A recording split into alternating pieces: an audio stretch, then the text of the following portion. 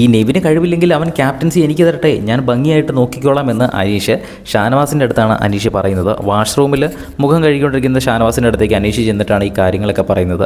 കാര്യം എന്താണെന്ന് വെച്ചാൽ നമ്മുടെ വീട്ടിലിപ്പോൾ എല്ലാ ഡിപ്പാർട്ട്മെൻറ്റിലും അടിയാണല്ലോ.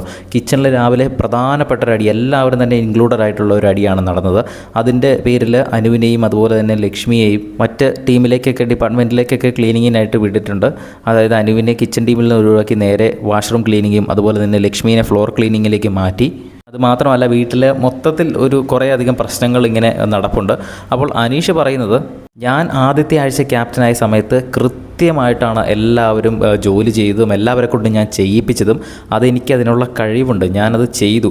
എല്ലാവരും നീറ്റായിട്ടാണ് എല്ലാ വർക്കും ചെയ്തത്. ഒരു കംപ്ലയിൻറ്റ് പോലും ഇല്ലായിരുന്നു.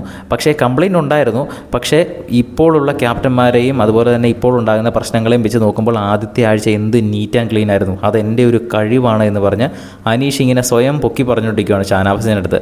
അപ്പോൾ ഷാനവാസ് ഇങ്ങനെ കള്ളം നോണ എന്നൊക്കെ പറഞ്ഞ് അനീഷിനെ ഒന്ന് താത്താൻ നോക്കുന്നുണ്ട്. അപ്പോൾ അനീഷ് ഷാനവാസിൻ്റെ അടുത്ത് വീണ്ടും പറയുന്നുണ്ട്, എടാ കഴിവുള്ളവരെ അംഗീകരിക്കാൻ പഠിക്കണോടാ ഷാനവാസെ, കഴിവുള്ളവരെ നീ അംഗീകരിക്കാൻ ആദ്യം നീ പഠിക്കണമെന്ന് പറയുന്നു. അപ്പോൾ ഷാനവാസ് പറയുന്നു, അത് കഴിവുള്ളവരല്ലേ എന്ന് പറഞ്ഞ് അനീഷിനെ വീണ്ടും ആക്ഷേപിക്കുന്നു. എന്തായാലും നിങ്ങൾക്ക് എന്താണ് അനീഷിൻ്റെ ക്യാപ്റ്റൻസിനെ പറ്റി തോന്നിയത്? അനീഷിൻ്റെ ക്യാപ്റ്റൻസി ഏറ്റവും ബെസ്റ്റ് ക്യാപ്റ്റൻസി ആയിരുന്നോ? നിങ്ങൾക്ക് നിലവിലെ ബിഗ് ബോസ് സീസൺ 7 ഏറ്റവും ഇഷ്ടപ്പെട്ട ക്യാപ്റ്റൻസി ആരുടെ ആയിരുന്നു? താഴെ ഒന്ന് കമൻറ്റ് ചെയ്യുക. കൂടുതൽ ലൈവ് അപ്ഡേറ്റ്സിനായിട്ട് ചാനൽ ഒന്ന് സബ്സ്ക്രൈബ് ചെയ്യുക.